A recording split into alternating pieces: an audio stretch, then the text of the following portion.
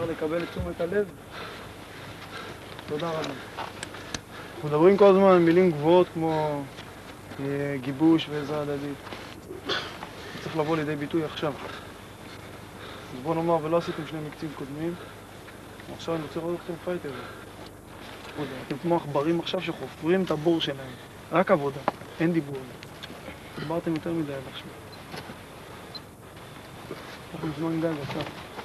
3 דקות לשתי הערים פה. כולם עושים את זה פחות מזמן אומר. זוז! יאללה! יאללה, חבר'ה, יאללה!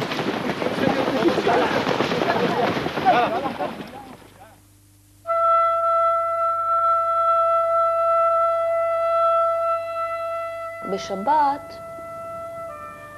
זה התחיל לעצבן אותי, התחלתי לבשל את זה בבטן, שהוא לא מתקשר. בשעות אחרי הצהריים דורית כבר ממש הייתה מודאגת ומוטרדת למה הם לא מתקשרים ולמה הם לא מתקשרים.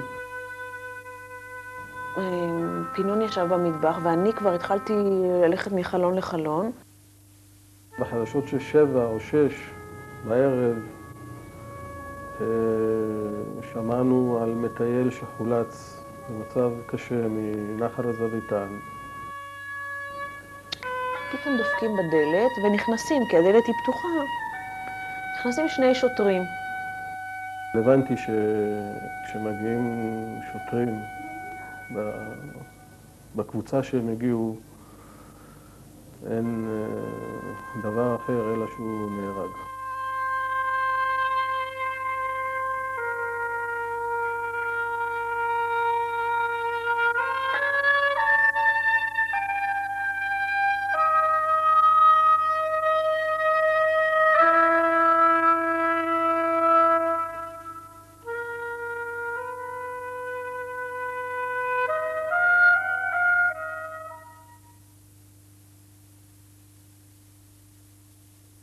את טל הכרתי 2 אני אימנתי ביחידה לקראת גיוס בחולון 1 שנה, ובסוף השנה הראשונה, בסוף המחזור הראשון שלי בחולון, הגיעה קבוצה מאוד עשירה של חניכים עם רמה מאוד גבוהה, וטל היה ביניהם. להערכתי, אחת הסיבות העיקריות שגורמות לחניכים להגיע, לעשות את הצעד הראשון ולבוא, זה הפחד מהשירות הצבאי. זה גורם שאי אפשר להתעלם ממנו. חבר'ה מקבלים את הצו הראשון, הם מרגישים כבר את הלחץ. בהתחלה זה היה כושר. אצלי, אצל הרבה מהקבוצה שלנו זה היה כושר, נטו. לא ידענו, חוג, כושר. ופתאום הבנתי, באת 2-3 אימונים, מה זה הכושר הזה? זה לא כושר, קוראים אותך, מתייחסים אליך כמו אל אפס, וחסיתי להגיד, מה זה, אני אשלם פה, אני מקבל ככה, צועקים עליי. ואז, לא, באמת ככה זה היה, ואז פתאום אתה הכרת את החברים, וזה אחרת שיש לך חברים במצבים כאלה. כי בחוג לקראטה לא יהיה לך חבר כזה שיראה אותך סובל וייתן לך יד ויעזור לך שקשה לך. אתה מגיע ואתה רואה כל ערך שמלמדים אותך ביחידה, מתקיים 1 ל-1 בצבא. ממש כל ערך, אם זה זמנים, דיוק לזמנים. אפילו אני חושב ביחידה, הזמנים, יש יותר זמנים מאשר בצבא. אין לכם הרבה זמן, תשתו. יש לנו קושי להבין, מורידים ב2. אין לכם זמן הרבה, תשתו. תעשו נתיחות. זה לא אותו דבר, זה לא כמו שום דבר. אתה חוזר הביתה מלוכלך ואתה נהנה מזה. ואם אתה נפצע באימון במסגרת אחרת, זה כזה באסה, אבל פה יש לך שריטה או משהו, זה גאווה כזה, וואלה, יש לי שריטה, נשרטתי פה מהאלונקה, פה מהשק. הוא התחיל מאוד שקט. הוא התחיל לאט לאט, הוא הלך עם הזרם, ולאט לאט הוא התחיל לתפוס את העמדה שלו בתוך הקבוצה. לבנות את עצמו שלבים, שלב אחרי שלב, והיה לו מאוד קשה בהתחלה. הוא התברג לעמדה מאוד בכירה ביחידה, כחניך תורן, כדמות נערצת, כבחור היה דמות חזקה בקבוצה. כולנו ניבאנו לו גדולות בצבא, הוא הרי היה בהכנה לצה"ל מכיתה י"א, פתאום אתה רואה ככה נעשה בחור רציני, גבוה, עם ככה גוף פתאום, מכיתה י', ככה בי"א, פתאום אתה רואה בן אדם אחר. כשהוא התחיל עם זה, אני ראיתי אותו ממש ילד, הוא הלך בתור ילד, וממש תוך שנתיים הוא נהיה גבר, הוא פרח מכל הבחינות, גם מבחינה גופנית, גם מבחינת הכושר.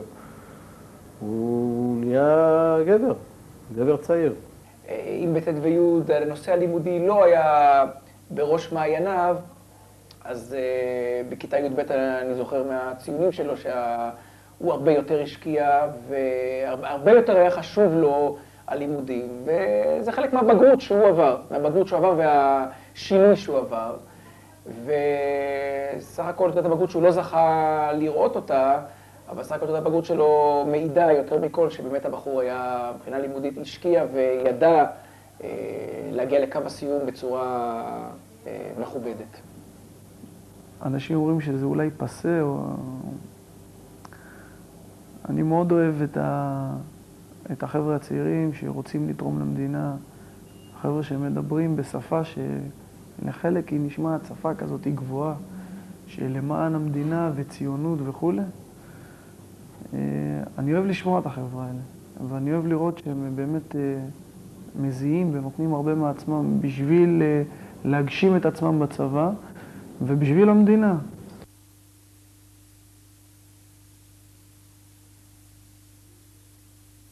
השיחה האחרונה שלי עם טל הייתה אחרי הגיבוש שלו. אני לא אשכח את זה שטל בא לאימון, והוא היה בהרגשה לא טובה.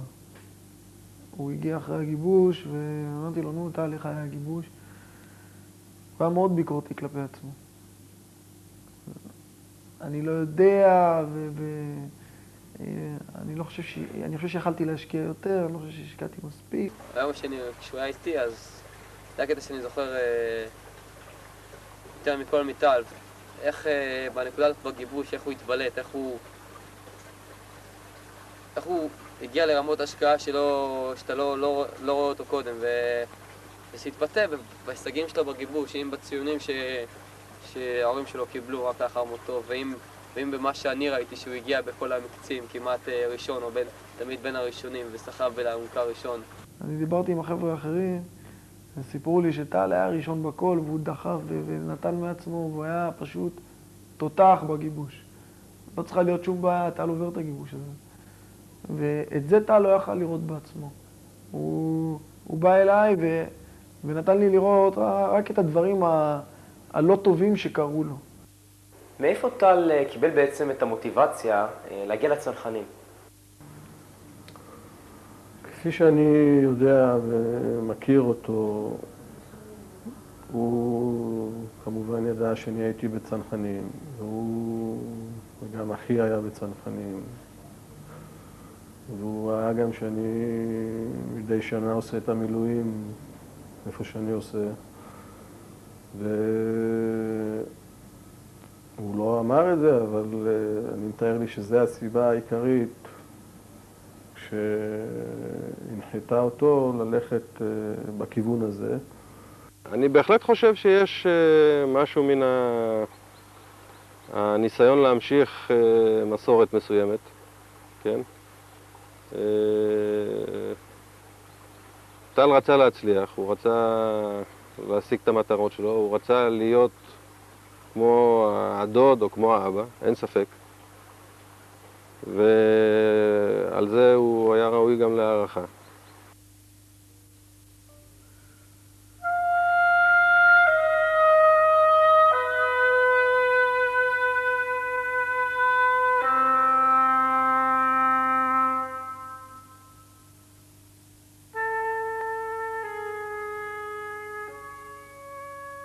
בבוקר יצאנו למסלול. אנחנו יוצאים למסלול, אחרי 20 דקות מתחיל הקניון השחור, שזה סדרה של מפלים יפים ובריכות מים. אנחנו יורדים בחבלים, עושים את המסלול כמו שצריך. הגענו למפל האחרון, מפל גם כן. כרגיל יורדים בחבל, העברנו את התיקים מעל הבריכות. וזהו, והשאר היה צריך להיות רבע שעה הליכה עד ליציאה בערך. יש את השביל הזה שהוא שביל של יציאה מהקניון, שבסוף השביל יש עלייה מסודרת. אז אנחנו הלכנו, זה בעצם השביל של המסלול. איזה 50 מטר אחורה, 100 מטר אחורה, טל שואל אותי, תומר, אני עולה, אני מקצר מפה. אז אמרתי לו, אל תהיה חכם גדול, אז הוא המשיך איתנו. בסדר, הוא קיבל את זה, המשיך איתנו. המשכנו בשביל, וכשהגענו לפה, שהכל תוך כדי תזוזה, הוא מודיע ככה למישהו בחפיף שהוא מקצר וזהו. לא נעים אולי, אבל רוב הדברים שהוא עשה זה היה בעקשנות כזאת ובשאיפה לעשות את זה למרות כל המכשולים, והוא הלך עד הסוף במה שהוא האמין, והדבר היחיד שלא ברור כאן זה למה דווקא הוא החליט את ההחלטה הזאת לטפס.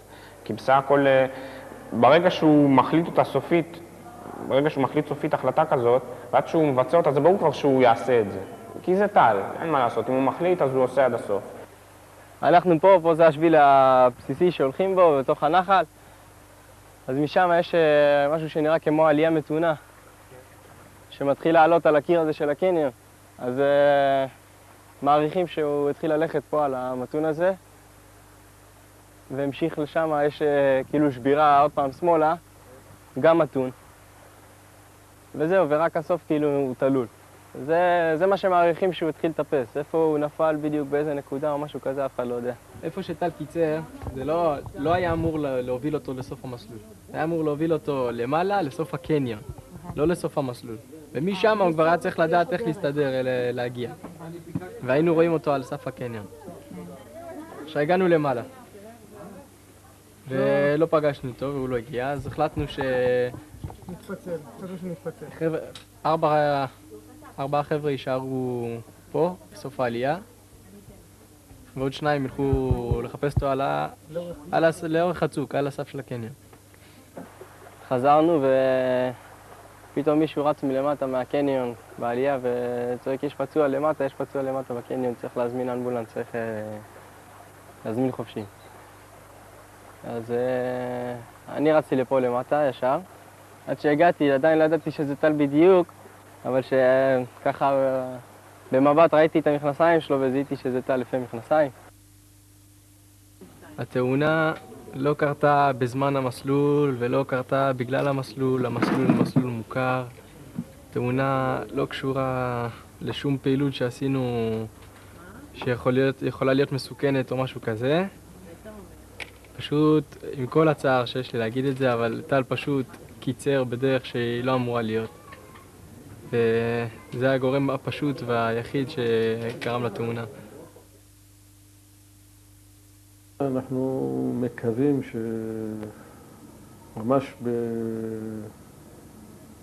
אולי בפסח אנחנו מקווים לצאת לאזור. לא ברור לי מדוע הוא ניסה לעשות צעד כל כך פזיז, כשאני מסתכל על המצוק הזה, אין שום היגיון בניסיון לטפס עליו. פשוט טעות רגעית שהובילה אותו למותו.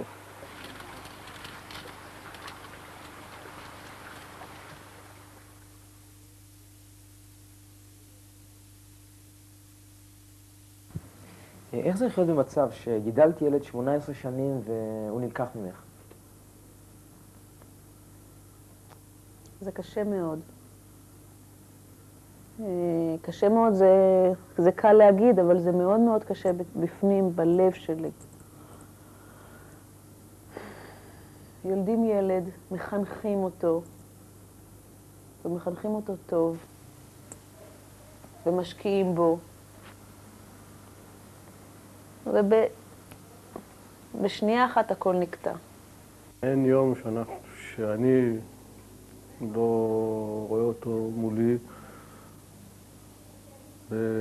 באיזושהי סיטואציה, מה עוד שאני חונה ליד האוטו שלו ושאני בא מהעבודה ושאני יוצא לעבודה, אני רואה את הכתובות שלו וכמובן שזה גם בוקר טוב וגם זה הבוקר מתחיל איתו והערב מסתיים איתו. אני באמת רוצה להודות לכולכם שהגעתם לכאן והשתתפתם במסע הזה, מי ברגל ומי בלב, לזכרו של החניך, החבר, טל מזרחי.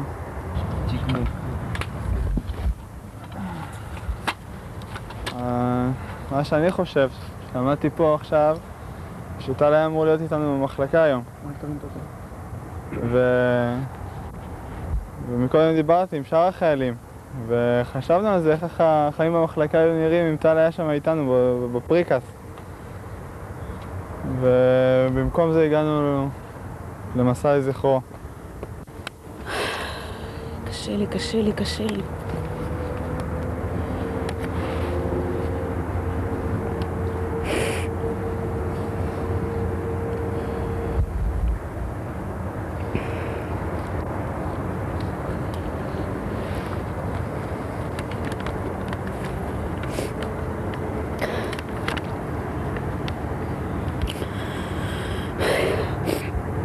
שלום חברים. היום כיבדתם את טל בנוכחותכם, ואנו מודים לכם על כך. מעורבותכם, מאמצכם, איכותכם והרצון שהפגנתם לשמור ולקיים את זכרו, הם אלה שמחממים את ליבנו ומחזקים אותנו. היו ברוכים. אני אוהבת את כולכם ומחבקת את כולכם. ותשמעו איתנו על קשר.